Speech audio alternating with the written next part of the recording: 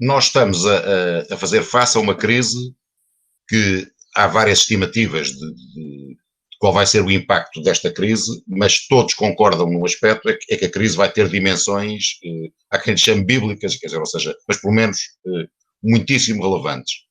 Porque nós não temos memória sequer nas nossas vidas de uma crise deste tipo, que não é uma crise habitual, onde há problemas de procura, há excesso de produção, houve gastos excessivos.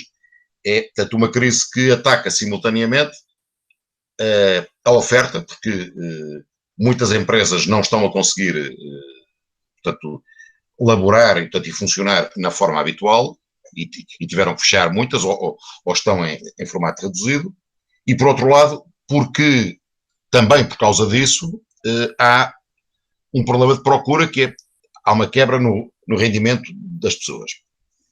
Para fazer face a isso, os Estados nacionais têm desencadeado uma série de mecanismos para tentar auxiliar quer as empresas, quer as famílias com mais, quer dizer, com mais dificuldades.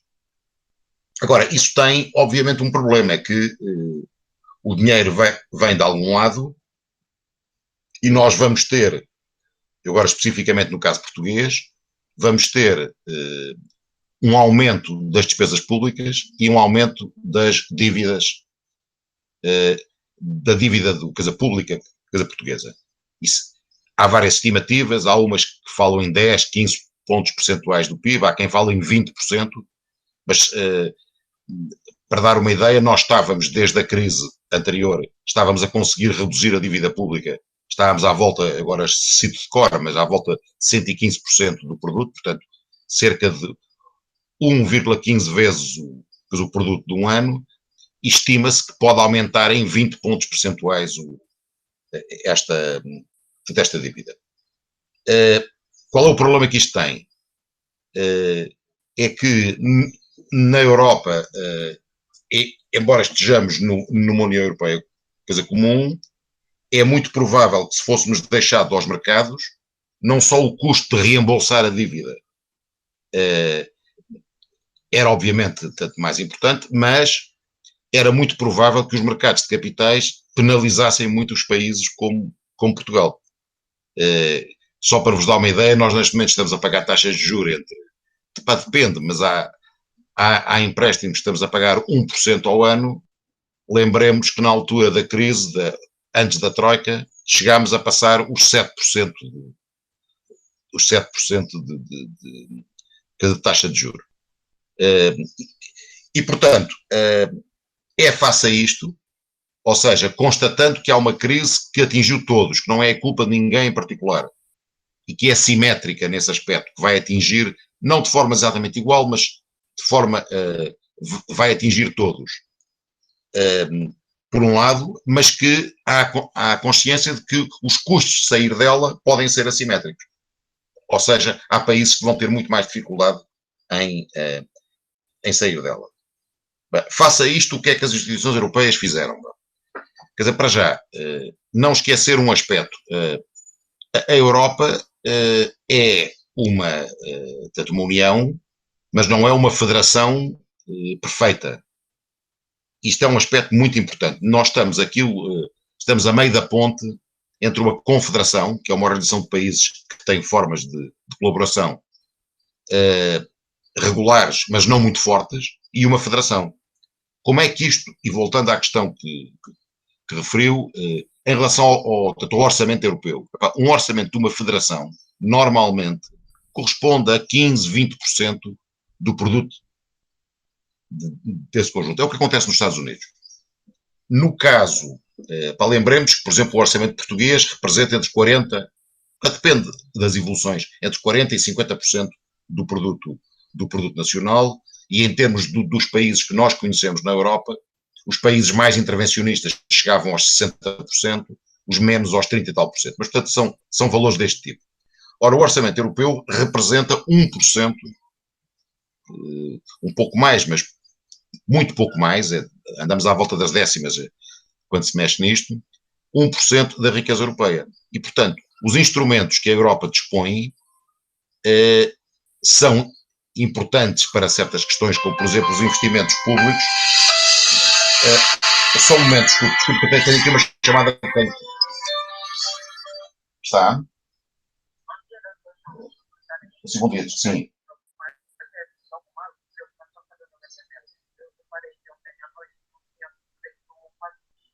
Está bem.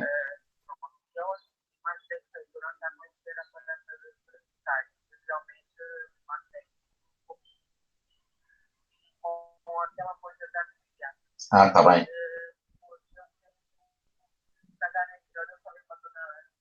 Sim.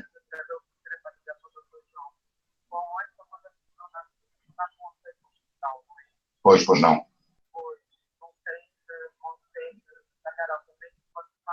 Está bem. Está bem.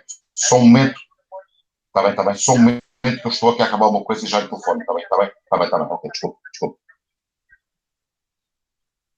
Desculpem isto, mas é que a minha mãe tem 95 anos e recebi uma chamada da enfermeira e estava preocupado. Desculpem, eu vou ter que tratar deste assunto a seguir. Desculpem.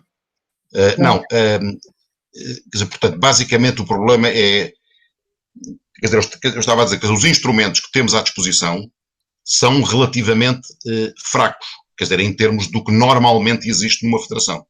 Apesar de tudo, o que é que a União Europeia procura fazer? Por um lado, em relação às regras que existem, procurou flexibilizá-las. O que é que isto quer dizer?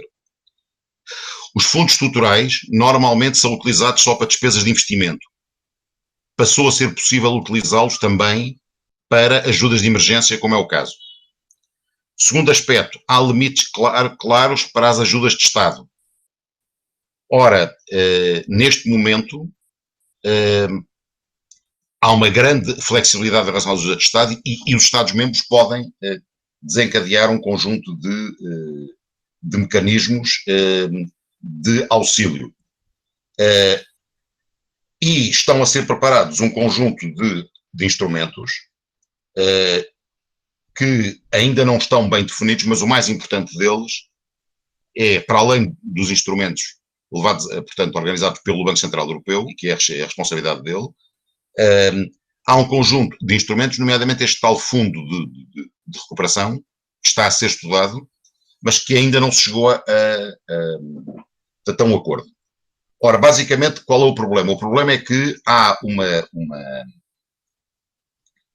uma divisão habitual na Europa entre os chamados frugais, os 4 países mais ricos, depois a Alemanha costuma ter uma posição intermédia em relação a isto, e depois os países, digamos, do Sul, mas não é só do Sul, mas para simplificar, chama-se-lhe países do Sul, que pretendem que este instrumento seja essencialmente à base de subsídios, enquanto que os outros normalmente pretendem que este instrumento seja à base de empréstimos reembolsáveis. E é, portanto, isto que convinha, obviamente,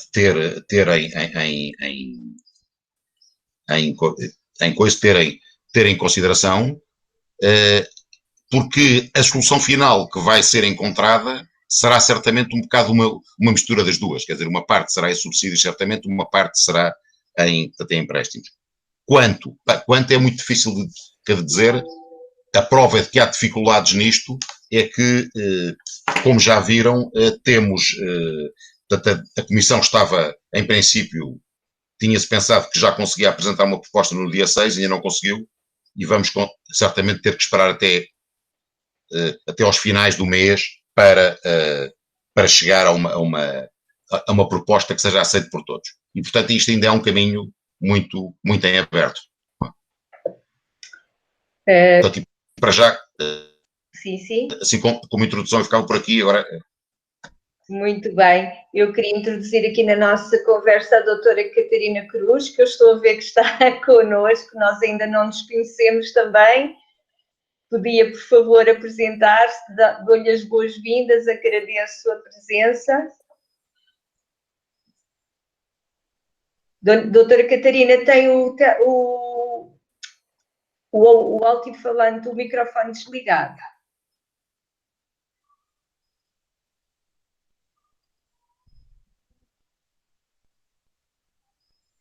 Tem que ligar o microfone, doutora Catarina. Está-me a ouvir? Tem que ligar o microfone. Tem o microfone desligado ou o som do computador desligado.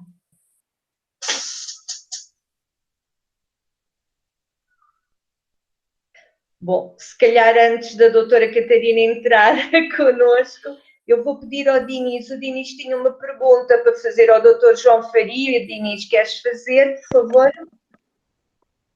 Quero sim, senhora. Eu tenho aqui, eram duas perguntas. Olá, doutor João Faria. Eu tenho aqui duas perguntas, são duas perguntas acerca dos Corona Bonds. A primeira é, será que os mecanismos solidários europeus já existentes não seriam suficientes para combater a crise, em vez de estamos a criar os tais Corona Bonds? A segunda pergunta é, o que é que consiste os Corona Bonds e quais são as suas vantagens e desvantagens? Bem, a questão dos Corona Bonds é esta. O que se pretende, depois há várias formas de resolver isto, mas o que se pretende é que haja uma certa mutualização, ou seja, que a dívida que seja contraída pelo conjunto da União Europeia e, portanto, possa ser cedida a preços iguais aos diversos Estados-membros que necessitam. Esta é a questão de fundo que temos que resolver. Se isso passa por Corona Bonds, pelo Mecanismo Europeu de Estabilidade, etc., será menos importante. Porquê é que se tem falado nos Corona Bonds e menos nos outros? É porque havia uma tradição, e que estava estipulada, aliás, na regulamentação, que o acesso ao Mecanismo Europeu de Estabilidade dependia de um conjunto de condicionalidades, nomeadamente de reformas estruturais, etc., que os países teriam que fazer, e a generalidade dos países do Sul, e em particular a Itália, estava particularmente remitente em aceitar condições específicas para aceder a este mecanismo. E, portanto, se quer uma resposta simples à sua pergunta, um mecanismo do tipo Mecanismo Europeu de Estabilidade, desde que não tenha um conjunto de condicionalidades associadas a ele, já não será muito diferente dos Corona Bonds. Agora, para lhe dar uma ideia da importância disto para um país como Portugal, eu posso lhe dizer que para um país que tem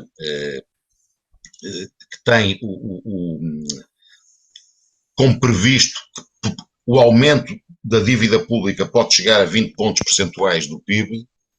Ora, 20 pontos percentuais do PIB, se nós tivéssemos que pagar juros como aqueles que pagámos antes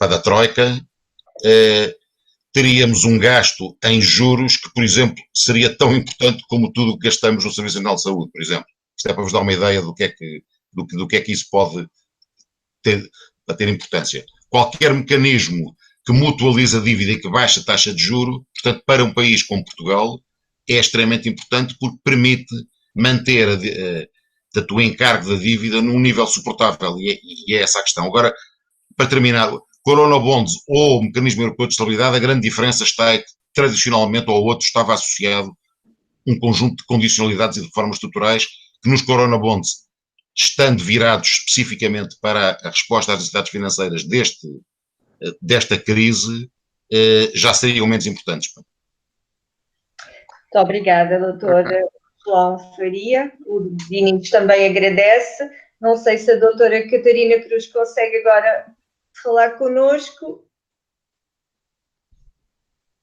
Ligando o seu microfone, por favor. Não. E temos também connosco mais... Eu peço que se identifique, nós ainda não nos conhecemos, peço imensa desculpa. É a doutora Ana?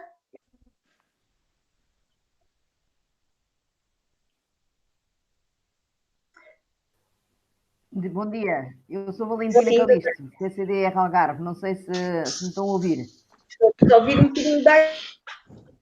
baixinho, se pudesse, se calhar, aumentar o som, agradecíamos. Estou com problemas de som, algo que se passa e não consigo, só agora é que consegui ligar e também não estou a conseguir ouvi-los como deve ser, de maneira que... Não faz mal, nós vamos fazer aqui, estamos todos em silêncio, não é como nas salas de aula, portanto, acho que nos vamos entender. Bom dia, diga-me, por favor, o seu nome, que eu não ouvi.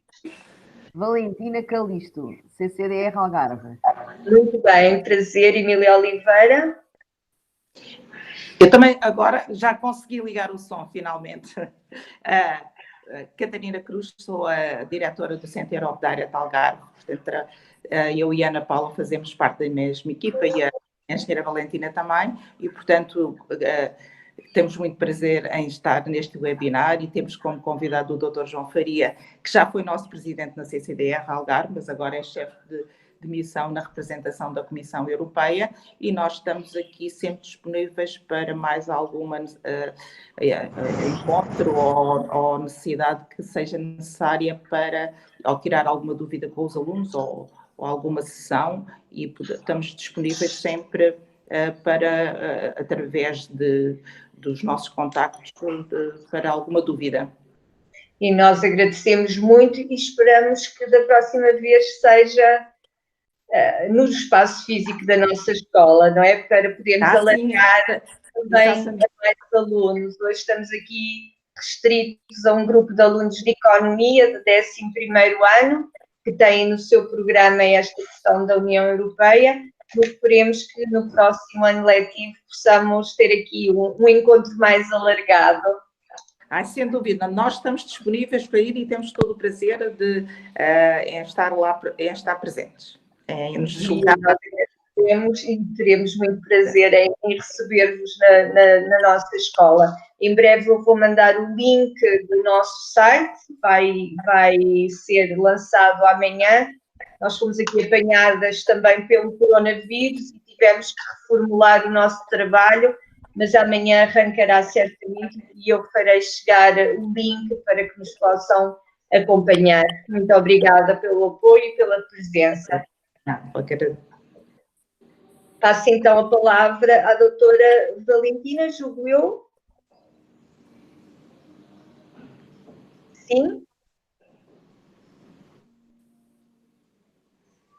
Está sem som. Está sem som, doutora Valentina. Bom, sim, então eu pedia se calhar à Vânia que fizesse mais uma pergunta ao doutor João, Vânia, enquanto nós tentamos ultrapassar aqui este problema. Bom dia. A minha pergunta é: qual vai ser o impacto do layoff no orçamento dos países e da União Europeia? Quer dizer, repare, o orçamento o layoff não tem impacto direto o layoff não tem impacto direto no orçamento da União Europeia,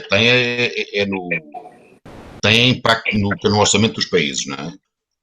E portanto, o impacto do layoff no orçamento nacional é brutal. Eu não tenho aqui os números de Corpa, mas eu creio que o Ministro das Finanças deu os números há pouco tempo, exatamente. Eu não quero estar a dar números porque não tenho agora aqui de cor portanto, o número dado, mas que ele calculava por cada 30 dias úteis, ou seja, cada mês e meio havia vários pontos do PIB que caíam. E portanto, o que interessa aqui perceber é que nós temos... Quer dizer, o que interessa aqui perceber é que temos um impacto estimado no aumento da dívida pública que vai variar entre 10% a 20% do produto nacional. E isto é verdadeiramente brutal, porque nós estávamos a conseguir, com algum sucesso, embora lentamente, reduzir o peso da dívida no PIB, e isto vai aumentar.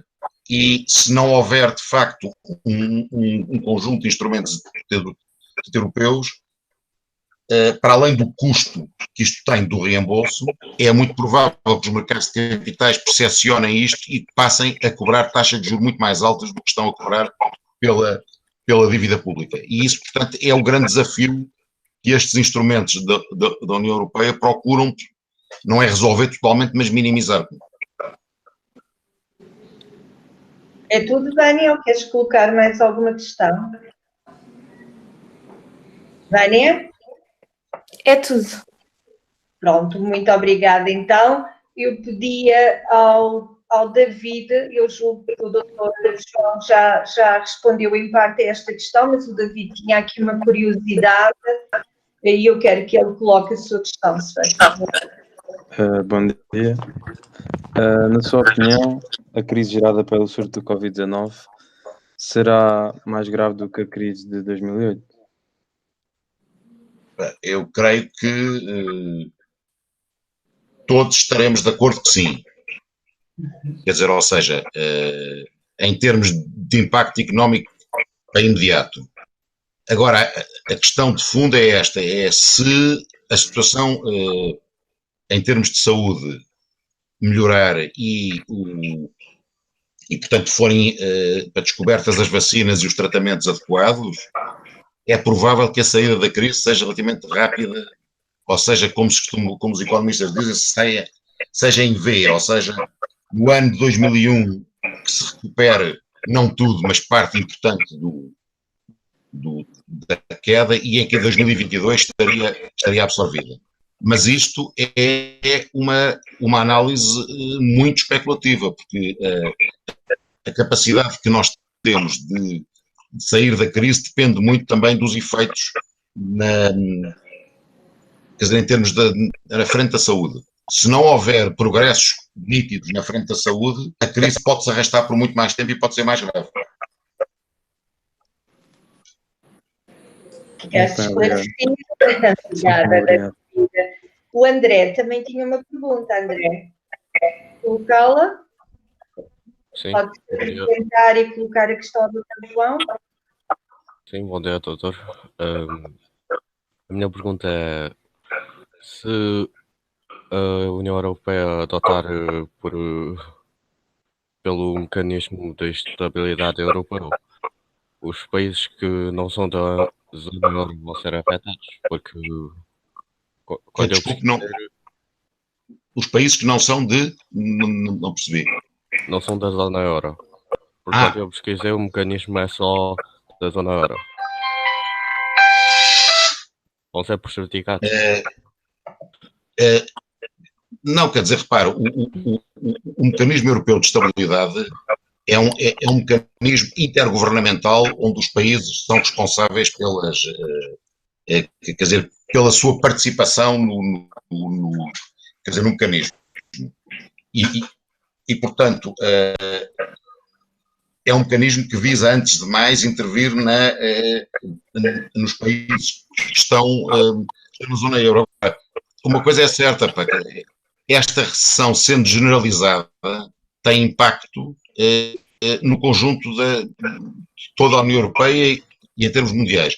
Para lhe dar uma ideia, as previsões que há para a queda do produto na Alemanha são superiores à queda do produto em Portugal. E, portanto, sendo Portugal um país que tem neste momento cerca de 44, 45% do seu produto em exportações, é evidente que isto não pode deixar de ter consequências e, portanto, todos os países, quer estejam ou não na zona euro, vão sofrer com isto, e isso é evidente. Sim, mas se optar pelo mecanismo de estabilidade, os países que não estão na zona euro são mais prejudicados. Pois, mas isso em muitos casos foi a opção deles que não quiseram aderir ao euro para manter a sua autonomia monetária, que tem algumas vantagens, porque quem não está na zona euro tem, por exemplo, a possibilidade de recorrer à desvalorização para promover as suas exportações. Agora, nós não, como se dizem como nós dizemos quer dizer, em Portugal, sol na eira e chuva no naval ao mesmo tempo, não, quer dizer, é difícil. Não é? Os ingleses dizem isso mais do one cannot have the cake and eat it, quer dizer, quando comemos o bolo deixamos de o ter, quer dizer, ou seja, não é, há opções, todas têm vantagens e inconvenientes, mas isto é, quer dizer, não podemos é querer as duas coisas ao mesmo tempo. Sim, Sim, André, é tudo? é tudo.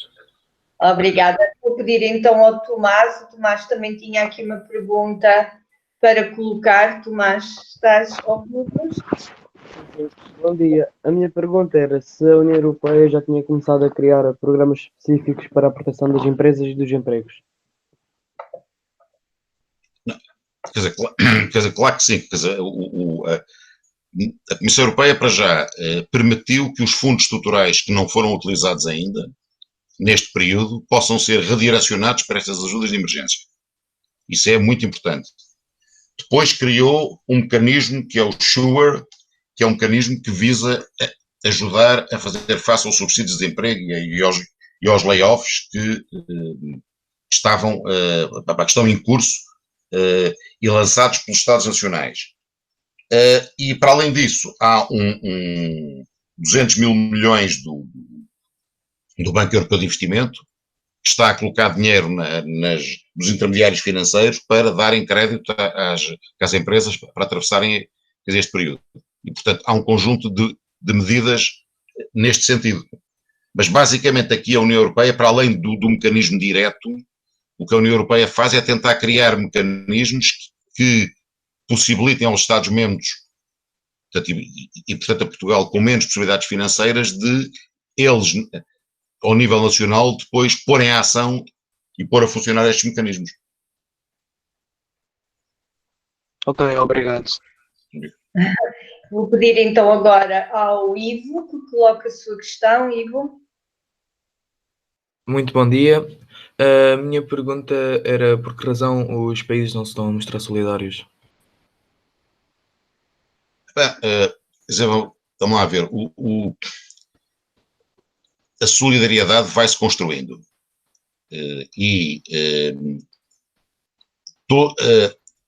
Entre os países há um conjunto de preconceitos, alguns que têm fundamento, outros que não têm fundamento nenhum, sobre a forma como gerem as suas, por exemplo, finanças públicas, não é? Na altura, a sigla inglesa era os PIGS, não é? Que era o Portugal, Ireland,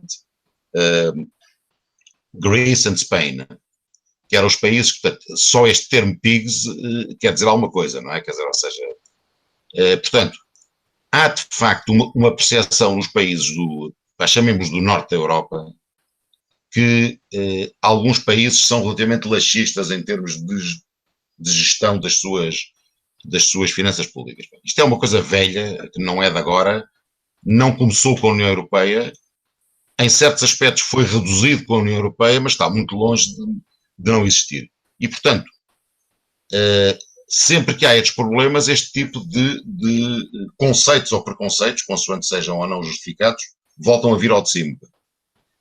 Portanto, isto é um caminho longo que exige, pouco a pouco, confiança entre os Estados-membros.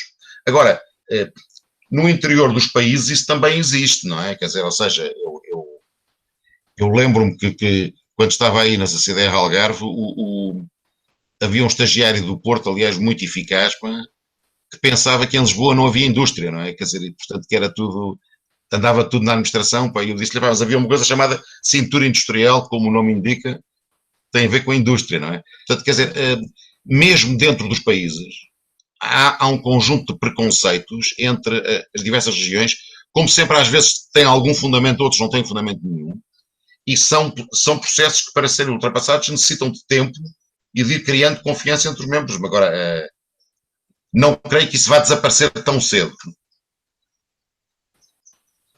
Ok, obrigado.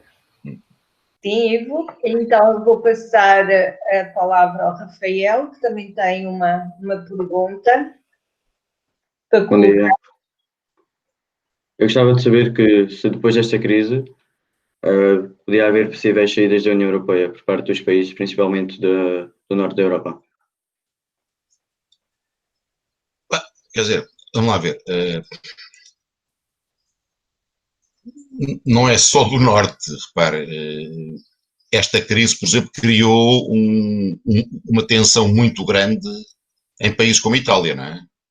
E, portanto, o aumento do europessimismo é muito importante nestes países.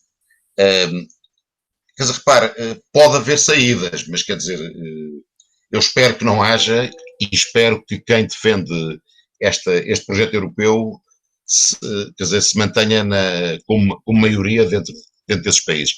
Eu gostava só de lembrar, por exemplo, um país como a Alemanha e a Holanda, por exemplo, que tem tido um excesso de exportações sobre importações, que tem um superávit na balança entre os 8% e 10% nos últimos 10 anos. Se não houvesse moeda única, tinham neste momento um marco, que era a moeda que teriam, da Alemanha, hipervalorizado. A economia ensina-nos isso. Quando um país tem um superávit da balança de pagamentos de forma consistente, nós teríamos uma tendência para valorizar o marco em relação às outras moedas. E um superávit destes tão importante levaria a uma valorização muito importante. Ora, isto tinha consequência nas exportações. Quer dizer, se os preços das exportações alemãs subissem muito, isto teria grande influência. Ou seja, seriam menos competitivas. E, portanto, os países que têm superávites também estão a beneficiar enormemente do mercado interno. É isto que, por vezes, alguns líderes não têm a capacidade e a coragem de explicar aos respectivos povos, e era importante que houvesse vozes europeias neste domínio, para que se percebesse que este projeto beneficia todos e que aqueles que têm superávites também estão a ser muito beneficiados. Rafael. Sim. Beatriz, podes colocar a tua pergunta, se faz favor. Bom dia. A minha pergunta é, uma vez que os países não foram todos afetados da mesma forma e julgo que terão capacidades de financiamento diferentes, como é que será feita a distribuição dos apoios financeiros? Pois, isso é uma questão em aberto ainda, e que a chave de repartição entre os Estados ainda não está definida. E, portanto, não se sabe se vai seguir o critério habitual, que é a riqueza per capita, se vai seguir um método mais complicado, que é tentar medir os efeitos os efeitos da crise, especificamente desta crise. Isso ainda está em aberto, não se sabe ainda exatamente. A preocupação que existe é que, evidentemente, se os países forem entregues a si próprios, a capacidade que eles têm de ajudar as suas empresas vai ser muito diversa. Por exemplo, já há um bailout enorme para a Air France KPLM, preparada pelos governos francês e holandês. É provável que o Estado português não tenha a mesma capacidade de ajudar a TAP. Ou seja, esta suspensão das ajudas de Estado, que era lógica e inevitável, se não for bem gerida, também pode ter este problema, que é sério. Sim, Beatriz, ficaste com a resposta. Sim, obrigada. Então, eu tenho aqui uma última pergunta. As outras questões que aqui tenho, que eles me enviaram, são mais ou menos coincidentes, mas acho que o Rodrigo tem aqui uma questão nova que podia colocar, Rodrigo.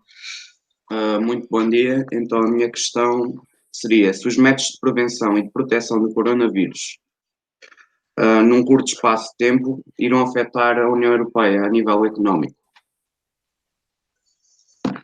É evidente que estes encargos adicionais que decorrem das medidas de proteção vão ter custos, não é?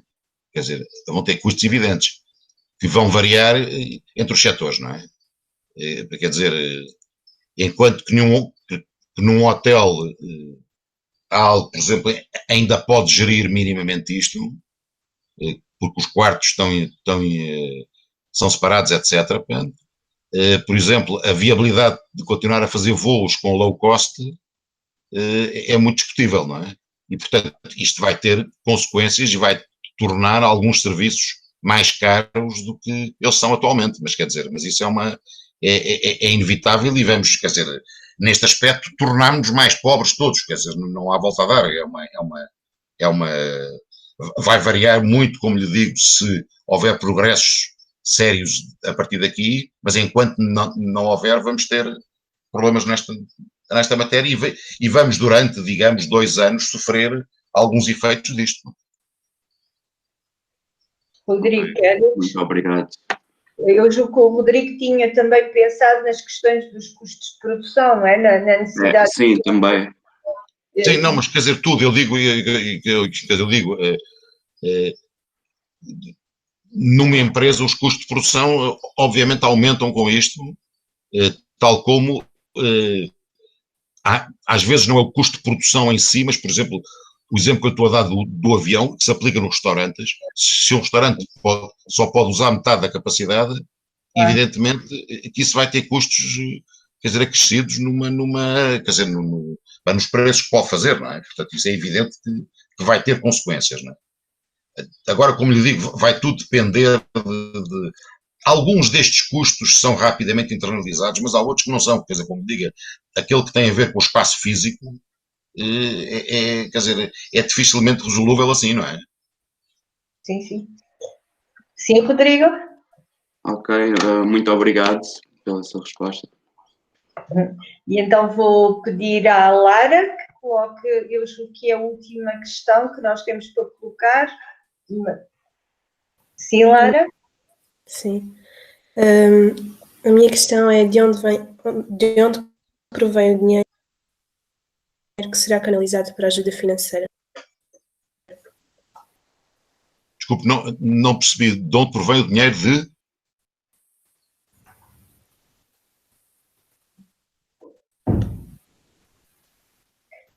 A Lara perguntou de onde provém o dinheiro que está a ser canalizado para a ajuda financeira. Portanto, o dinheiro europeu. Sim, sim. Nesta primeira ajuda de emergência, tratou-se de reconverter a dinheiro ainda não gasto. Estava previsto no orçamento de 2014-2020. Na fase seguinte, o que já está acordado é que será a emissão de dívida europeia e, portanto, será o mercado de capitais que vai financiar isso. Agora, isso é a origem. Depois, como é que ele vai ser distribuído? Se é com subsídios ou com empréstimos, ainda está por definir. Mas, portanto, a origem do dinheiro em si é mercado de capitais, não é para a frente. Estas ajudas de emergência foi-se, como se costuma dizer, desculpem a expressão, rapar o tacho e ver aquilo que ainda não estava devidamente gasto dentro deste 2014 para 2020 e canalizou-se isso para as ajudas de emergência. Era essa a tua pergunta, Lara? Sim, obrigada. Pronto, não sei se algum menino tem mais alguma questão a colocar ao Dr. João. Alguém quer colocar mais alguma questão que tenha surgido entretanto? Não. Ana, também tinhas uma questão, mas julgo que era parecida à da Lara, não é, Ana Charrito? Não temos aqui a Ana. Bem, vou passar novamente a palavra à doutora Catarina, à doutora, eu peço imensa desculpa, mas eu não consegui perceber o nome. Não sei se já tem o microfone a funcionar. Sim, é a engenheira Valentina Calixto. A engenheira Valentina. Mas pode tratar só por... a mim pode-me tratar só por Catarina, não preciso de engenheira. Basta Catarina. Eu achei que para já fiquei bastante entusiasmada com as perguntas dos alunos. Acho que estão bastante cientes desta problemática e, portanto, interessados e de alguma maneira este problema de saúde, o Covid-19, tem como impacto mais importante a economia, e daí também a importância deste know-how e deste esclarecimento do Dr. João Faria, que é um expert nesta temática da economia europeia, e, portanto, eu acho que foi de facto muito interessante e de alguma maneira, acho que estamos todos de parabéns, porque ficamos um bocadinho mais esclarecidos e houve a oportunidade de fazer algumas perguntas sobre o papel que a União Europeia faz aqui neste conjunto de países, atualmente a 27, e que realmente nós não temos a ideia de que a importância da União Europeia não só no nosso país, como em todos os outros, e deste mercado único que o Dr. João Faria também referiu, que é importante e que funciona. E, portanto, basicamente, e que nós, portanto, Center of Direct, estamos disponíveis para proporcionar e promover mais ações destas, no sentido de esclarecer os alunos, dar a oportunidade deles também fazerem algumas perguntas e algumas questões, portanto, sobre esta temática da economia ou sobre outras, e nós estamos cá exatamente para esclarecer os cidadãos, e em especial agora os alunos desta escola.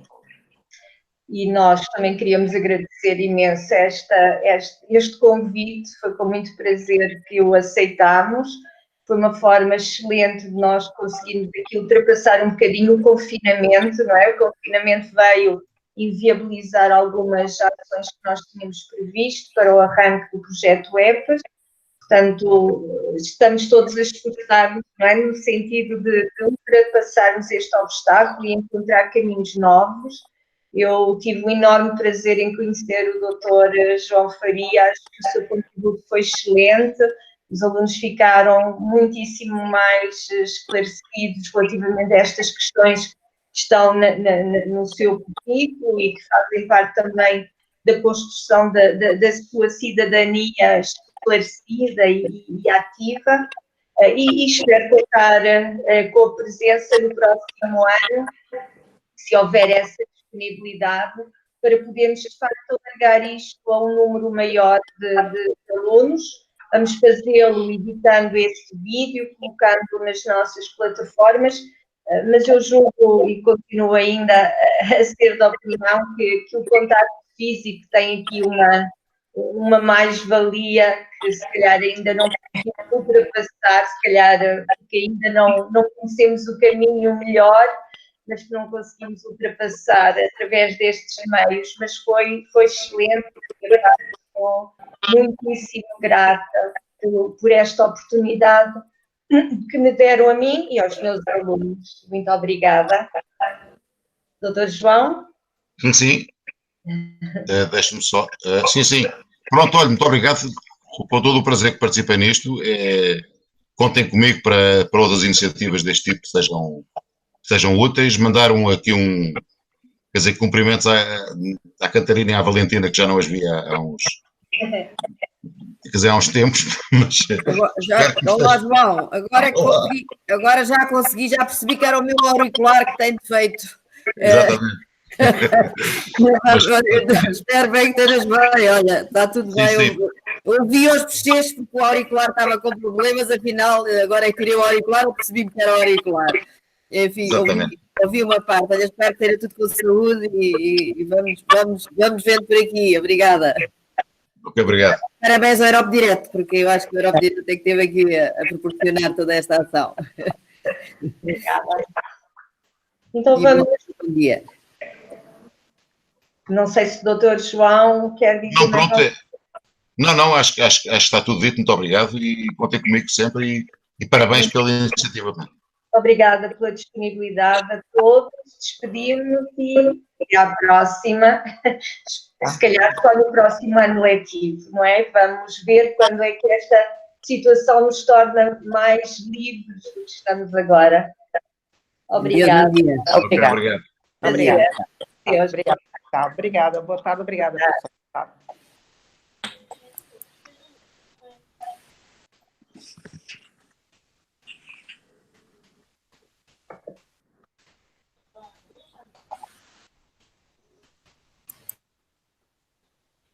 Eish, doutora, Tem os microfones ainda ligados e estamos em gravação. doutora. Calma. Já falamos.